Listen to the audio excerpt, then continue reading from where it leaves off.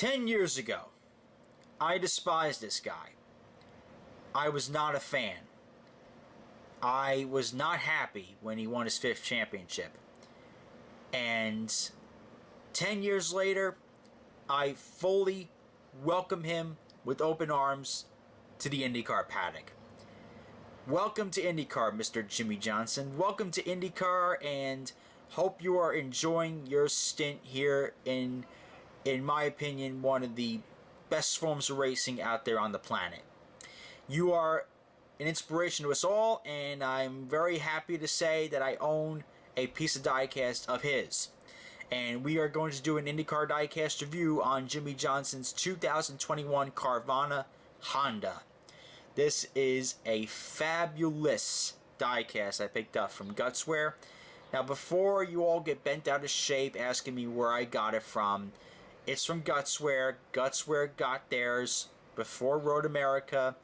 They will be at Mid-Ohio. This car will be at Mid-Ohio if you are attending that race. It will become available to the general public pretty soon. I can imagine that. Or if you email Tom at gutswear.com, I can well imagine he will be happy to do business with you. He's got plenty of these. Tom is the sole exclusive supplier for the Indianapolis Motor Speedway when it comes to diecasts. So whatever IMS gets, he has. And I don't know if IMS is going to update their shelves anytime soon, but Tom has this in his warehouse, and I'm fully imagine he would be happy to do business with you. He put this up on eBay. Let's just say I texted a few buddies of mine. He Facebooked me that these came in. I texted about 4 or 5 of my buddies. We bought them. We all bought them. And within a day, these were all gone. He only put like 12 or 18 of them up, and they were all gone within a day. It was fabulous how they sold. But he's got plenty, so don't think that, oh my God, he's sold out. Oh my God, he's not going to get any more. No. Cool your jets. He'll get more. So just do what I say. Just email him, tom@gutswear.com, or check his eBay store. They'll restock. So in the meantime, though, please enjoy this video, because we got the standard box here for the NTT IndyCar series. I don't really need to go over it too much into detail, but here we go. You know, it is a pleasure seeing him in the paddock area. And if you want to pause, you can read this. You know, basically, it's a lifelong dream of his to compete in IndyCar, which is not really much of a shocker, because it is IndyCar country over there on the West Coast, pretty much, too, because you got the Long Beach Grand Prix. You know, you got Rick Mears, who is a famous California race car driver. Everybody in Jimmie Johnson's generation grew up admiring Rick Mears. That's just a fact right there. And, you know, he is a courteous driver. Like, he's not the world's best by any means, but in an IndyCar, but he is definitely one courteous driver, and I give him a lot of credit for his learning curve. And slowly but surely, he'll start getting it. You take a guy out of his element and put him in another car, it's going to take a while. But let's take his car out of its box, get to the point here. This is going to be one hell of a diecast review. Alright, now that she's out of her box, we can definitely start the review of this car. And let me tell you something, boys and girls. You know, I would say that, you know, as soon as you start seeing this start floating around again, you might want to chime in on it, because this is a really popular seller. I mean, this is one heck of a beautifully executed diecast that they made here. And, you know, I had the pleasure of meeting this guy at IMS, and, you know, I'm sure that if you walked around in the paddock area, first of all, be careful with I know these are all metal and everything. I explained the wing parts very well in my willpower video, but if you were to go hand them to him at the track, you know, first of all, be careful with these wings, even though they're metal. But, you know, he will be glad to sign it. You know, he's not that, oh, I'm a 7-time Cup champion. You know, I'm Mr. Big Shot. I'm this arrogant asshole from the stock car racing industry who's the GOAT and everything. You know, he's not like that. Very nice guy, humble, great human being to meet. I mean, I had 2 photos for him. He signed both of them. This one guy next to me had 4 cars for him. He signed all 4 of them. Class act. I mean, he reminds me of Mario when you meet him. He doesn't say much. Kind of shy, kind of low profile. But he'll sign anybody. He'll sign for anybody. He'll sign anything. Great human being to meet. And I can't wait to have my buddy Austin meet him in person at Mid-Ohio. That would be awesome if you can meet him. But I'm not going to go too much into detail about the casting for the road course configuration car because I already did that for my Will Power review. And if you haven't done so already, please go check that out because it is very informative about these cars. Let's see, we got Dallara, Carvana. Got the Carvana logo, American Legion. That is the sponsor for Tony Kanaan and, of course, with Alex Palou over at the Grand Prix of Indianapolis. Oh, kids, please shut the hell up. Oh, my God. I hope we don't hear them. Oh, my God, they're screaming outside. I don't like kids. HPD, Honda, NTT IndyCar Series 48. No name on the aero screen. And you got Carvana on the mirrors. Got Firestone right above the air intake. Legion.org. It's a very good organization, by the way, for veterans and all that. I got Firestone, Lincoln Welder, Sharon Williams. I said Carvana on the mirrors already. You got Carvana. Got the American Legion logo. I don't know if you see, but Gutswear is in front of the American Legion building on Georgetown Road for the 500. And I'm assuming he'll be there too in August. HPD, P1, NTT Firestone. Got PPG, NTT IndyCar Series, Honda, Carvana, Chip Ganassi Racing, 48, American Legion, powered by Honda, Carvana, Carvana again. Got the Firestone tires.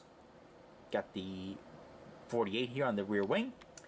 And the Carvana logo on the rear wing itself. Or that's the wing end plate, excuse me. And you got Carvana on the rear wing in the back. And here we go. This side is the same as the left. So with the amount of fan vote stuff they're doing now with Jimmie's liveries, this is pretty much becoming like his Barber and his St. Pete livery, pretty much. That's literally what it's turning into. And as far as I know, they're making the GMR Grand Prix car. They're making that. They're not making the other guys for whatever reason. They're making the Grand Prix of Indianapolis car, and I'm assuming if they do another fan vote for the Indy Road Course Race number 2, I imagine they'll probably make that as well. Don't hold me to it, because if they don't make it, don't frame me for that. But what really is cool about this car is that you have a contrast of colors. And the contrast of colors throw you off, but at the same time, they look awesome. You got a dark blue mixed with a vibrant fluorescent light blue, like a sky blue. And then you got almost like a palish yellow. Like it's not highlighter yellow like Simon Pagino is, not day glow. And it's not bright. And you got yellow on the wheels here. It's not mag wheels, it's yellow wheels here at this point.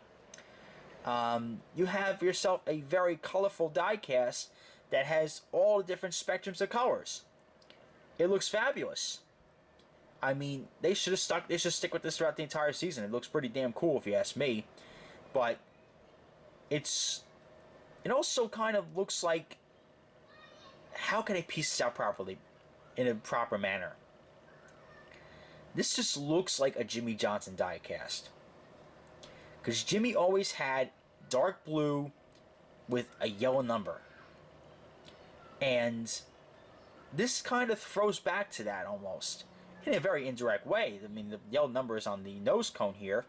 As I'm going to flip it over to here real quick and show you the nose cone. That is indeed yellow right there, but not, of course, the highlighter yellow that he used to run in NASCAR. That is not the case here with this car. See here.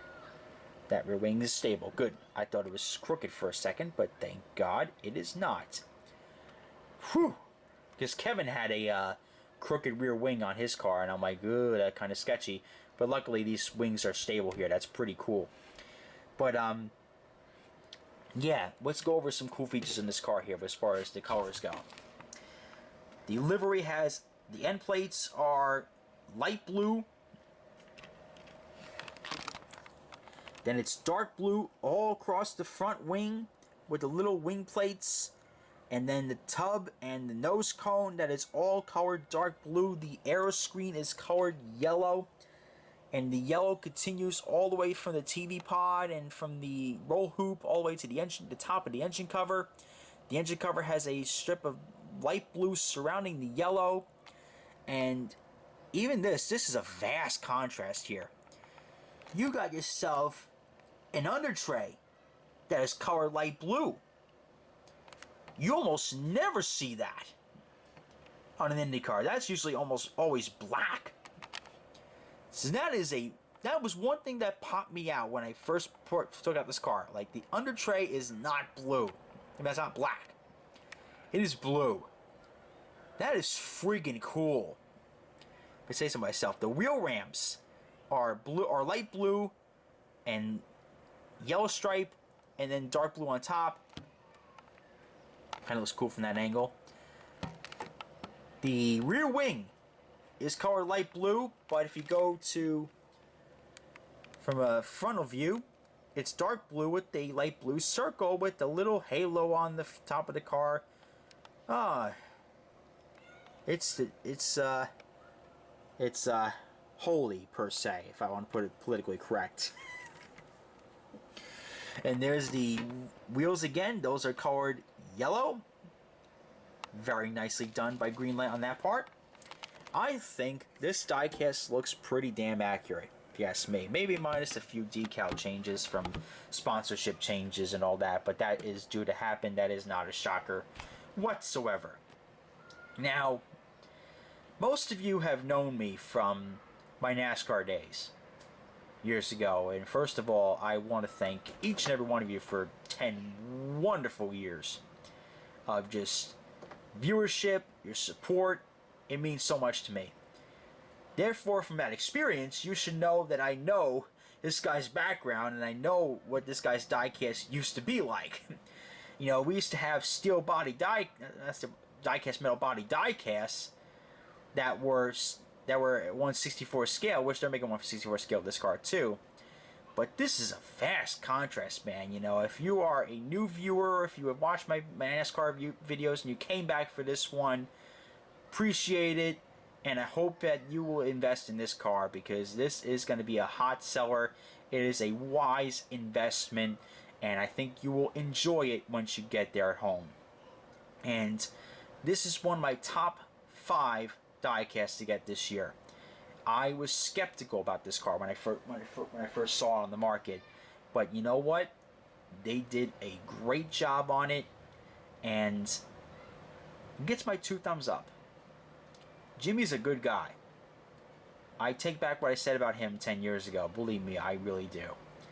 And the fact that he is part of, in my opinion, 20-something of the best drivers in the world competing in these Indy cars, that takes balls, man. You know, that takes guts. You know, to drive these cars at age 45, well, I think he's 45 at least, at his advanced age, learning something new. You know, this is a new life skill that he has to learn. I think he's doing as good of a job as he could possibly do, and I wish him all the best in his IndyCar ventures, because there's nothing I like more seeing than people trying things out, and he's doing the best he could, and I hope that he eventually gets over the fear of ovals and runs the 500. That would be great to see. But as far as diecast goes, just flash forward back to the beginning of my video.